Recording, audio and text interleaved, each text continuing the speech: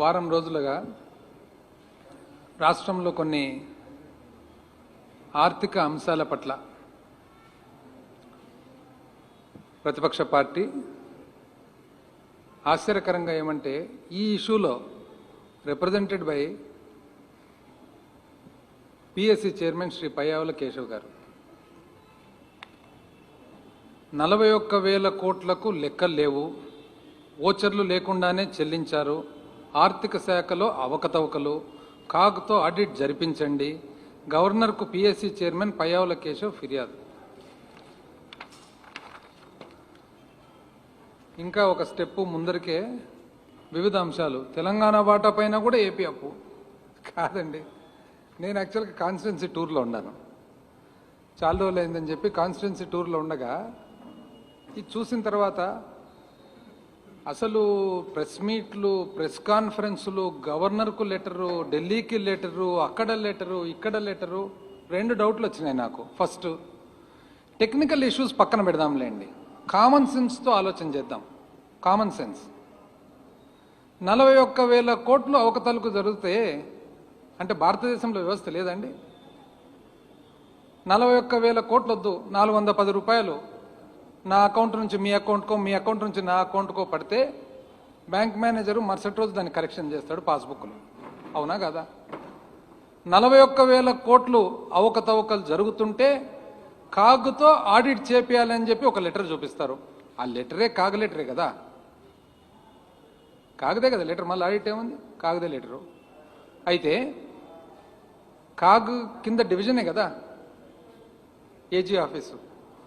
అయితే నేను అక్కడ కూడా అనుకున్నా, కామన్ సెన్స్తో ఆలోచన చేస్తే ఈ చిన్న ట్రాన్సాక్షనే మనకు మామూలు ఒక సిండికేట్ బ్యాంకు, ఆంధ్రప్రగతి గ్రామీణ బ్యాంకులో 410 రూపాయలు పొరపాటున అకౌంట్ నుంచి అకౌంట్ పడితే వెంటనే కరెక్షన్ జరుగుతుంది. ఇంత అమాయకంగా ఎట్లా మాట్లాడుతున్నారబ్బా పిఎస్సి చైర్మన్ గారు? ఇంకో డౌట్ కూడా వచ్చింది నాకు. మామూలుగా ఇట్లాంటి అంశాలు farmer finance minister Yanamala Ramakrishnudu గారు మాట్లాడతారనమాట. యనమల రామకృష్ణుడు గారు సైలెంట్గా ఉన్నారు ఈ విషయంలో.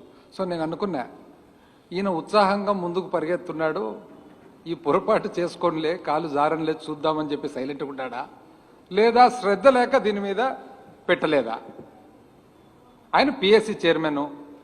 పిఎస్సి చైర్మన్గా సామాన్య ఎమ్మెల్యే కాదు కదా, పబ్లిక్ అకౌంట్స్ కమిటీ చైర్మన్. మీకు ఏదైనా డౌట్స్ ఉంటే మీరు you can call for meeting, మీరు అడగొచ్చు, ఇన్ఫర్మేషన్ తీసుకోవచ్చు, రాతమూలకంగా ఇవ్వచ్చు. Government is bound to reply కదా, ప్రభుత్వం రిప్లై చేయాల్సిందే. What is public accounts committee? It is the representative of the legislature. Check and balance on the government, check and balance on the executive is public accounts committee. మీరు గవర్నర్కు letter, ఢిల్లీలో letter, కింద letter, press మీట్లు, press కాన్ఫరెన్స్లు.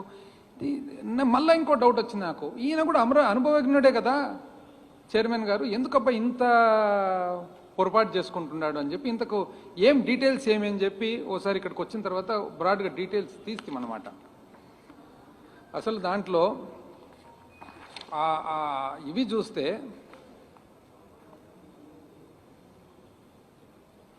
రాష్ట్ర ప్రభుత్వం జమ ఖర్చుల నిర్వహణపై సంచలనం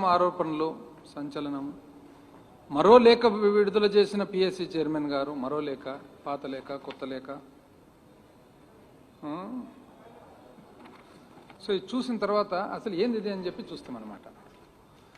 ఇది సర్వసామాన్యంగా, సాధారణంగా, నార్మల్గా ఏదైనా కానీ ఆడిట్ చేసేటప్పుడు ఆడిట్ సంస్థ ఎన్నో క్వశ్చన్స్ వేస్తారనమాట. Basically it is a question of reconciliation. రికన్సిలేషన్లో ఏమని చెప్పినారు?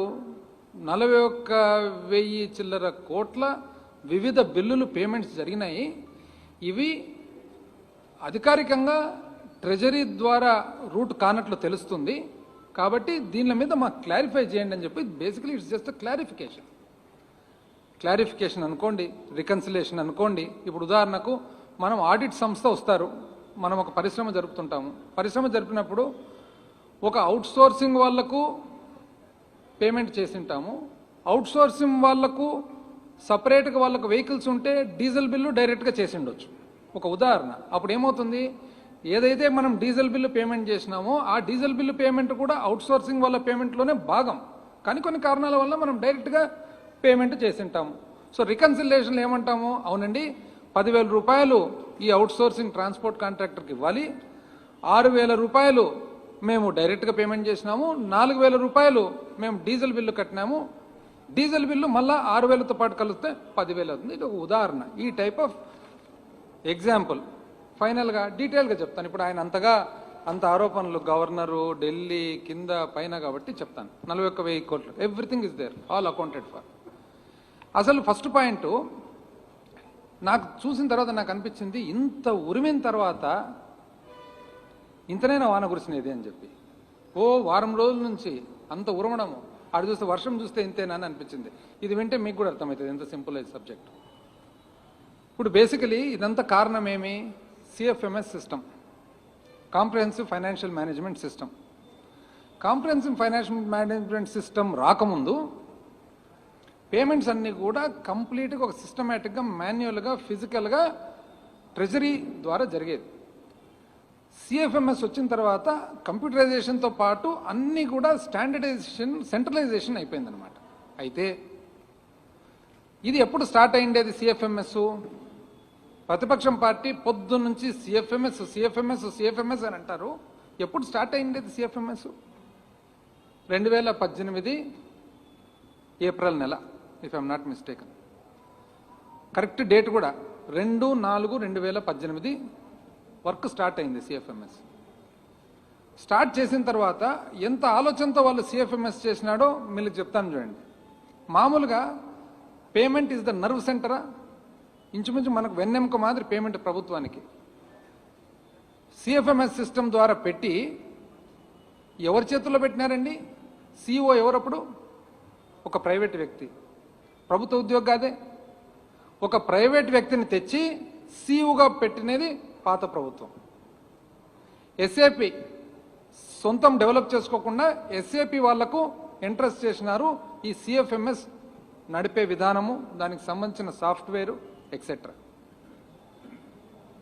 అంటే ప్రభుత్వానికి సంబంధించిన టోటల్ వెన్నెముకను తీసుకొని పోయి ఎస్ఏపి ద్వారా, ఎస్ఏపి ఈజ్ ఈఆర్పి, కానీ ఆ ఈఆర్పి ప్యాకేజ్ వాడాలన్నా, స్టేటే ఒకటి రోబస్ట్ ప్యాకేజ్ డెవలప్ చేసుకోవాలన్నా అనేది ఒక ప్రశ్న.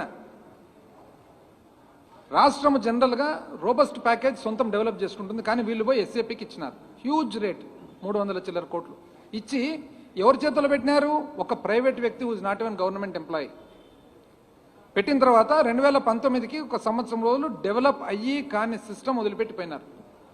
డెవలప్ అయ్యి కాని సిస్టమ్ను మనం కనుక్కొని దాంట్లో లొసుగులు కొనుక్కొని దాన్ని రెక్టిఫై చేసుకుంటూ స్టెప్ బై స్టెప్ చేసుకుంటూ వస్తుంటే 2 సంవత్సరాల తర్వాత ఇంకా కూడా 1 సంవత్సరం టైం మిగిలిందని చెప్పి ఇంకా సంవత్సరం పడుతుందనేది మనకు తెలుస్తుంది ఈరోజు. ఉదాహరణకు ఏ పేమెంట్ అయినా కానీ ఇంతకుముందు సబ్ ట్రెజరీ పోయి సబ్ ట్రెజరీ ఆఫీసరు అథెంటికేషన్ చేసిన తర్వాత పేమెంట్ జరగాలి. ఇప్పుడు కంప్యూటర్ ద్వారా పోతుంది కాబట్టి ఆటోమేటిక్గా ఆథరైజేషన్ అనేది ఫర్ వేరియస్ ఫంక్షన్స్, ఎన్నో పనులకు ఆథరైజేషన్ అనేది ప్యాకేజీలో, ప్రోగ్రాంలో భాగంగా ఉండాలి. అది లేదు. ఇట్లా ఒకటి కాదు, ఎన్నో ఉన్నాయి. ఈరోజు దాదాపు కొంతవరకు ఇంతకుముందు చాలామంది కంప్లైంట్స్ చెప్పేవాళ్ళు, మాకు శాలరీ రాలేదు, మాకు అది రాలేదు, మాకు ఇది రాలేదు. ఇవన్నీ ఎందుకు?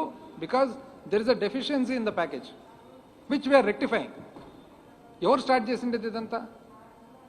గత ప్రభుత్వం. వాళ్ళు చూసుకున్నట్లేరు ఎందుకనేది. ఇప్పుడు 41,000 కోట్లకు ఉదాహరణకు నేను చెప్తాను ఏ విధంగా అది అకౌంట్ ఫర్ అవుతుందో. ఒకటి, funds transfer to PD accounts and left unutilised or lapsed. ఎన్నవి? 15 బిల్లులు అయితే 10,895 కోట్లు. అంటే దయచేసి కొంచెం అక్కడ మాట్లాడొద్దని చెప్పండి అమ్మ వాళ్ళకు.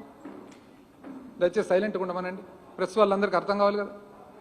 ఇదంతా technical subject, financial subject, figures.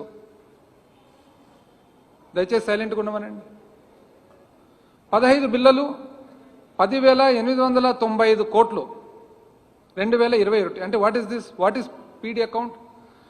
Personal depository account. ఇది అంటే ఒక పర్టికులర్ కార్యక్రమానికి సంబంధించి ఒక పీడీ అకౌంట్ ఓపెన్ చేస్తారు. ఆ పీడీ అకౌంట్లో అంటే ఇప్పుడు ఉదాహరణకు మనకు సెంట్రల్ స్కీమ్ ఉంటుంది, ఎన్ఆర్ఈజిఎస్ ఉంటుంది. ఎన్ఆర్ఈజిఎస్కు ఒక పీడీ అకౌంట్ ఉంటుందన్నమాట. ఆ అకౌంట్లో బడ్జెట్ ఏదైతే రిలీజ్ చేస్తామో మార్చి 31 నాటికి ఒకవేళ మనం వాడకుంటే డబ్బులు వాడని డబ్బులు వాపస్ మళ్ళీ కన్సాలిడేటెడ్ ఫండ్కు పోతుందన్నమాట. సో ఆ ట్రాన్స్ఫర్ జరుగుతుంది.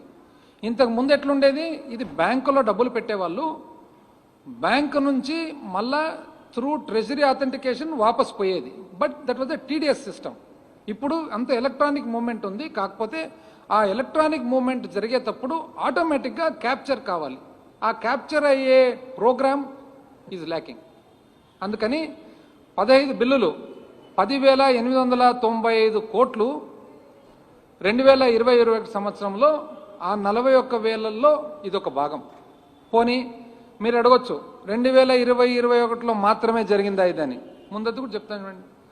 2018-19లో సిమిలర్లీ 19,530 కోట్లు ఉన్నింది. సేమ్ ఇదే సిస్టమే. పీడీ అకౌంట్లో డబ్బులు ఉన్నాయి, మార్చ్ 31కు ల్యాప్స్ అయింది. ల్యాప్స్ అయినప్పుడు వాపస్ కన్సాలిడేట్ ఫండ్కి వచ్చింది. That was not captured because of a lacuna in the programme. Similarly 2019-20లో 20,998 కోట్లు. అదేవిధంగా ఇంకొక పాయింట్, ఒక్కొక్కసారి ఏమవుతుంది, centrally assisted state plan CASPs వస్తాయి సెంట్రల్ గవర్నమెంట్ నుంచి అసిస్టెన్స్. మార్చ్ 31 అయితేనే అది ల్యాబ్స్ కాకుండా రీవాలిడేషన్ చేస్తామన్నమాట. సో రీవాలిడేషన్ ఎన్ని బిల్లులు అవి